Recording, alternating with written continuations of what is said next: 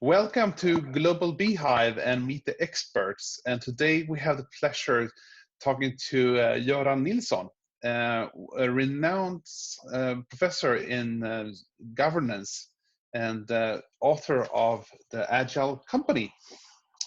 Welcome, Göran. Thank you very much. Thank you.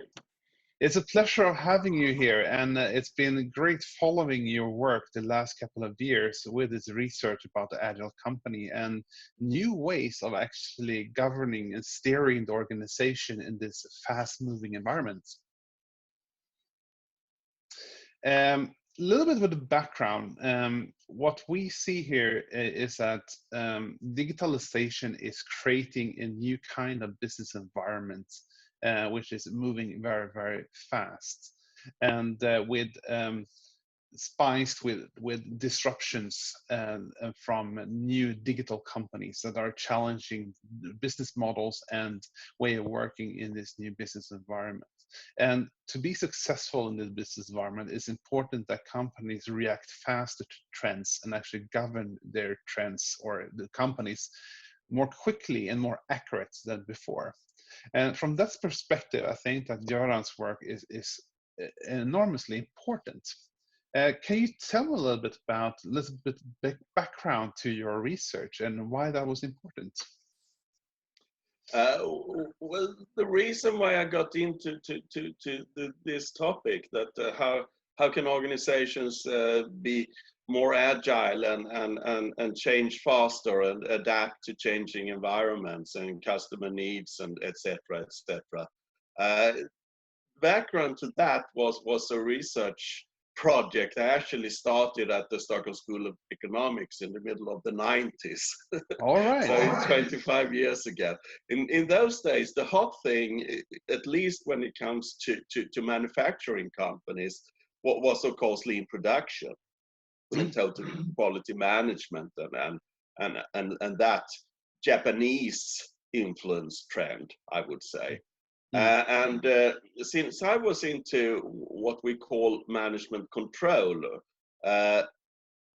my task was to find out what happens with management control when you implement lean production. And what I actually found out was that it differed enormously. Companies more or less did the opposite to each other. And some of them became very what we call in the book mechanistic in their management control, whereas others became very organic and or agile, we would say today, and that was of course interesting in itself. But what also was interesting was of course that it was those companies who actually went the more organic or agile route, they were the ones who actually reached the goals of lean production, which is customer focused and flexibility and stuff like that. So that was the background, and I talked a lot about that in those days. And as I said, lean production was very popular, and then lean management came along, and it kind of spread to other sectors of society, but then I would say it kind of died out, that trend, and people more or less stopped talking about lean. And when I talk about lean management to my students today, very few of them have even heard about it. Really? Yeah. Yeah, that's actually the case.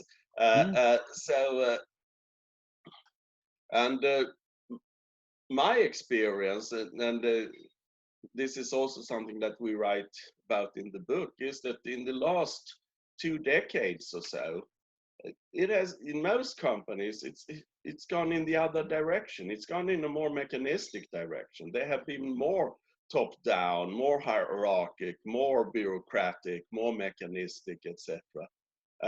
Which, of course, is a paradox, because very few people would say that the world has become more stable and more predictable and stuff like that.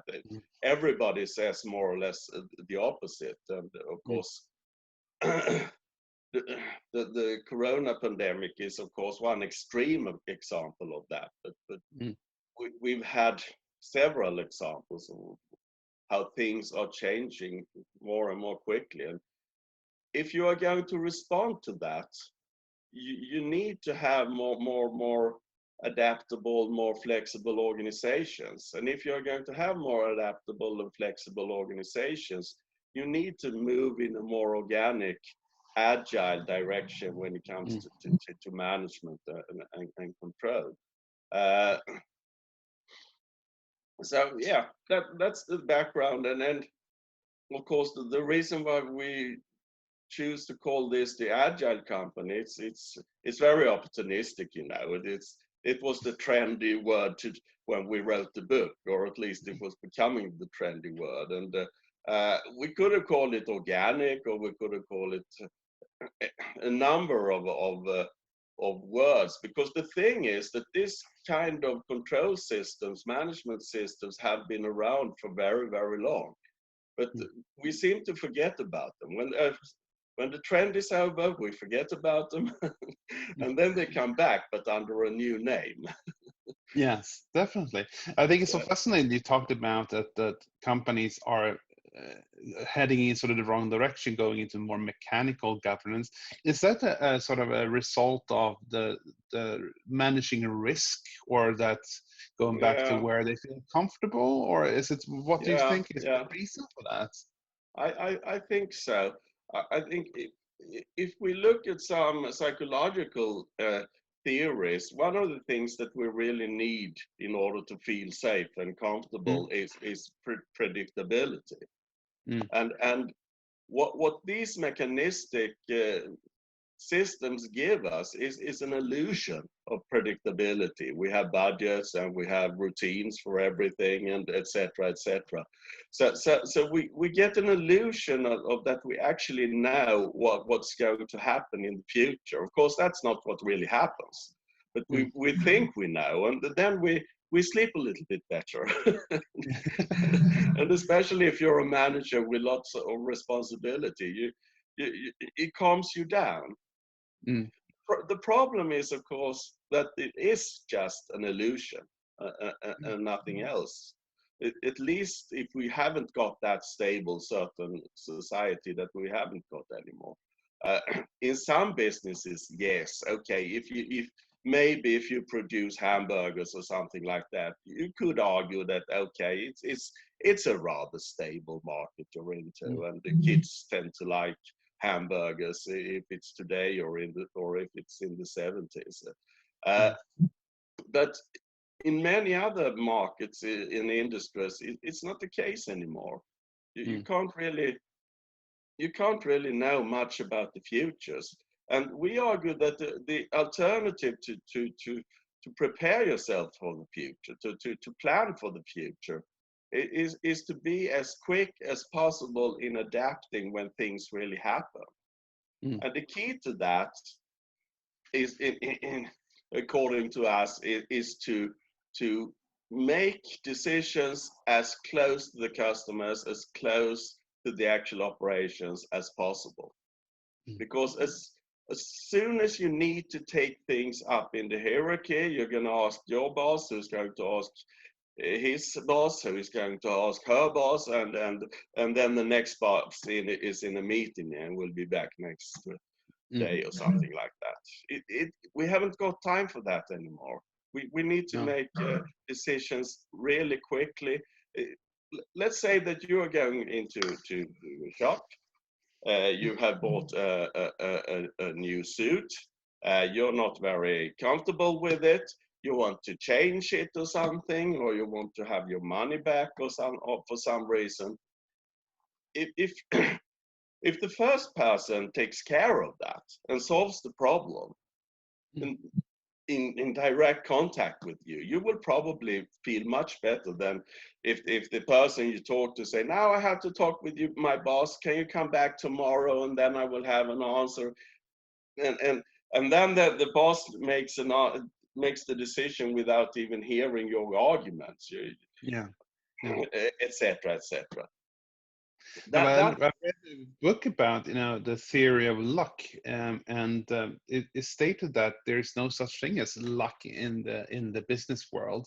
Every company has sort of the same amount of opportunities and threats, but the ones that are more successful, those that can actually manage or react to these opportunities or manage the threats in the best way, or in the most beneficial way, so to say. yeah. You see that as well, that it's a matter of, I mean, Microsoft was not the I preferred do think partner. I do think there is an element of luck in business. Yeah. Definitely, I definitely do think there is a large Yeah. element of luck, actually. But that doesn't change what you're really saying. That some companies are much better at exploiting possibilities when they come, and Mm, others, they before they have made a decision, the opportunity is gone. mm. That's a good answer. But then you started to write this book with Lennart Franke, and I Yeah. guess that you took your starting point from Handelsbanken. Can you tell us a little bit about the cooperation you had and a little bit the conclusions? The conclusions regarding Handelsbanken. Yeah, or generally about what is your story about now? If you would condense this book into a few sentences, what do you think are the main points? Well, I talked about mechanistic. Uh, I think we call it management philosophy, mechanistic management philosophy, and an agile management philosophy. Yeah, And in order to make that a little bit more concrete, we break it down to four. How should I put it? Choices that you make, yeah, or priorities. mm-hmm. And we talk about owner focus versus customer focus. Mm-hmm. And we argue that far too many companies today are too owner focused. And there is an expression, you have your face towards the owners and your ass towards the customer. And Yeah, unfortunately, that is true in many companies. And that's not a good long-term strategy, we argue. mm, Uh, the next one, I think, is about motivation. mm, And we talk about focusing on intrinsic motivation or extrinsic rewards like bonus systems, etc., etc. And we argue that intrinsic motivation is much more efficient when it comes to making people more creative and more willing to please the customer, etc., etc. And there are lots and lots of problems involved in extrinsic rewards like bonus systems. You get lots of behavior. what would be an intrinsic motivation? Motivation, well, basically that, well, it could be different things. What the research usually talk about is it's driven by three factors, and one is autonomy. Yeah, When you have the opportunity to decide and control your working environment to a large extent yourself or together with your team, then you will mm, get more intrinsically motivated. The other is related to mastery or competence, when you can develop your competence and become better and better. And that is something that people are motivated to do, like when they sit at home during the weekends and play the guitar, even if they are terrible at it. They keep doing it because they want to be a little bit better, etc., yeah, etc. yeah, And the third one is related to striving towards a common goal. If you feel a belonging to your colleagues and you have mm, a common goal that you strive for. So those are three things that are, according to research, very important when it comes to intrinsic motivation. And quite often you may have them in organizations, but they are kind of killed by the bureaucracy and the hierarchy and the extrinsic rewards, etc. Yeah. The third one would be related to, now let's see, trust versus what's the control or monitoring. So are you going to trust your employees, or are you going to monitor them in detail to make sure that they do their job?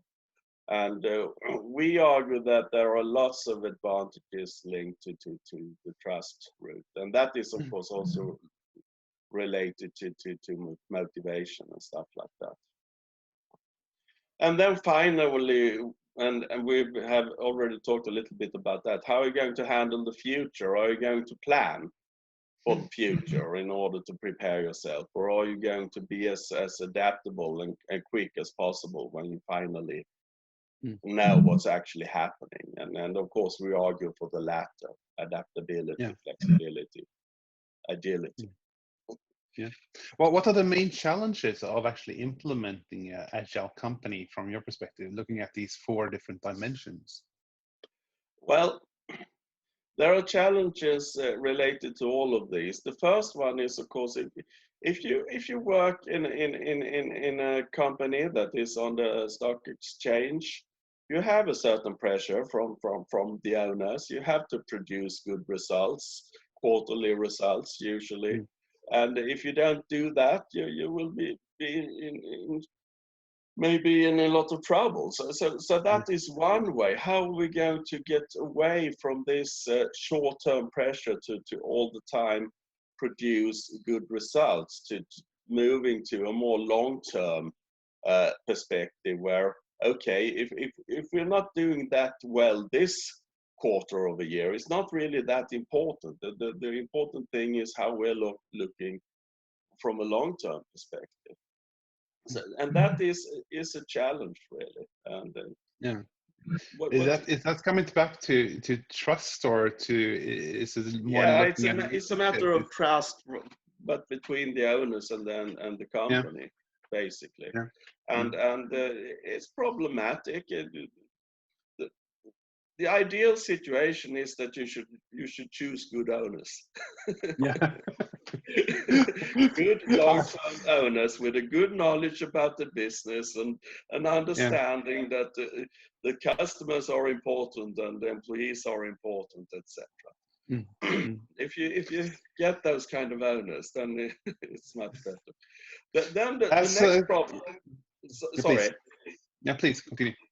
Now, the next problem is of course the one we talked about. It feels good for managers to have a mechanistic control system, because that gives them that illusion of being in control, and that is a huge, I would say, challenge for managers to take one step back and say, now I actually trust my employees to do a good job.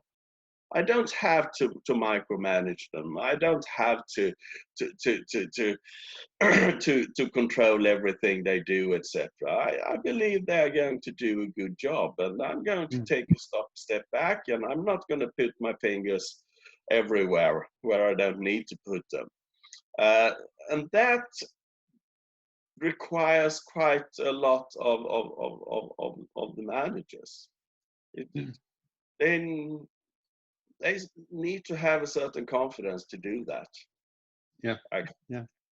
But the thing is, if they actually manage to do this, and if it actually works the way it's supposed to do, which it actually does in a number of companies, it works extremely well in a number of companies, then it's much more comfortable for being a manager, because then you don't have to make all these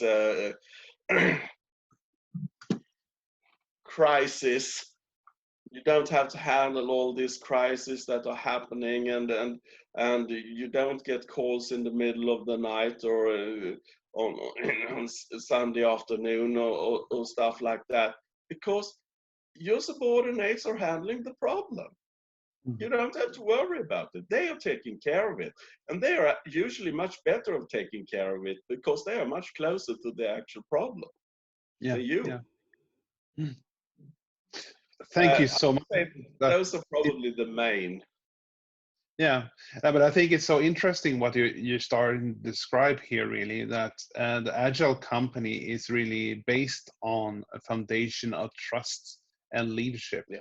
And that is sort of foundation of building the agile company. I think we see too many large companies that try to implement agile way of working without having that as an ingredient, and just see it as a set of processes and tools rather than seeing it as a mindset thing that needs to be there. Yeah, and that's interesting because that takes us back to the lean production story that we had, that it tend to be either very agile, organic, or very mechanistic, and of course the mechanistic way of lean production was very much focused on the methods, the techniques, and not so much on the philosophy. And we can see the same thing happening in agile today, that we have one direction, one school that is very focused on the methods. It's all about methods, it's Scrum and etc.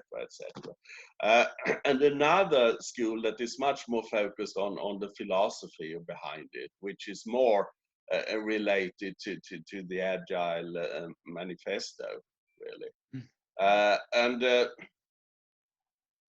problem is, if we focus too much on the technique, we tend to get more mechanistic.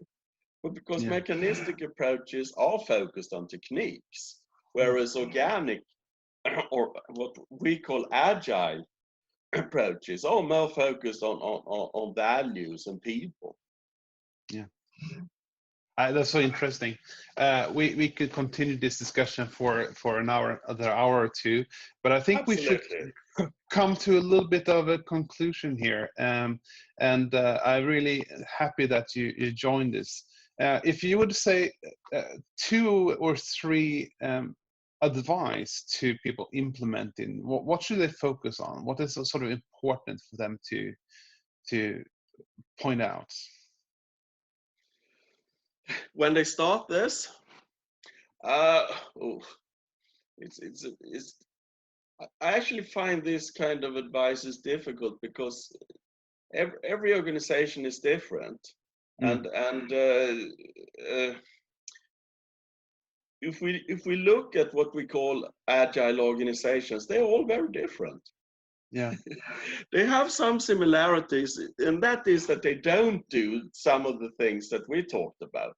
They are not overly owner focused. They are not overly micromanaging things, and they are not planning too much, etc., etc. But apart from that, they are very, very different, I would say. Yeah. But if I should say something now, since we are in the situation that we are right now, don't be afraid of a crisis. The crisis is change's best friend. If you want to change something, do it when you have a crisis. Some people say, okay, yeah, we think this agile thing is good. We think it's a good idea. But right now we have some serious problems, and we think we really have to be really mechanistic, really hierarchic, really strict micromanager in order to deal with that. And then when we have solved that, then we can go in a more agile direction. I would argue to do the opposite, actually, because the reason why you have problems to start with in most organizations is that you are very hierarchical. You do a lot of micromanagement. That is quite often one of the reasons why you have problems. And then more of the same doesn't solve the situation. You need something else. You need something different. You need something that makes your employees more motivated and more creative and more able to take own initiatives in order to solve the situation and to make the customers happy, etc., etc. So that's what the one argument. The other argument is it's much easier to change things when you are in a crisis, because then people are much more willing to change, because they understand, okay, we really have to do something about this. If everything is going all right, people don't really understand when you come and say, oh, let's go agile, it's great. Oh God, they say, what is he talking about? I'll probably go on as I've always done, and it works fine for me, it works fine for the company. Why should I bother? So don't be afraid of a crisis. That's one. That's one advice. I think that we'll stop there. Okay. I think you nailed it quite well. And my key takeaway of what you said is that all the different journeys to becoming an agile company are unique and different. Yeah. And therefore we cannot have a standard format about how this is going to happen. It's about being brave, about owning the situation and trusting people, and actually dare to view crisis as something positive, something that we can actually use. Crisis At being least the an mother of all things. opportunity. Yeah, it's an opportunity of doing something different. Yeah. So I think that is a brilliant statement that you put forward, and I think that's something. A very good summary of my message and the book. Yeah. I can hear that you have read the book very thoroughly. Definitely. I will put up a link at the end of this session to this book, because I think it is important for many people to read it. I want to thank you so much for participating in this interview, and I hope that we can schedule another interview later on where we can go more in depth into certain areas. Yeah, sure. Absolutely. My pleasure. Thank you very much. Thank you so much for participating. Bye-bye. Bye-bye.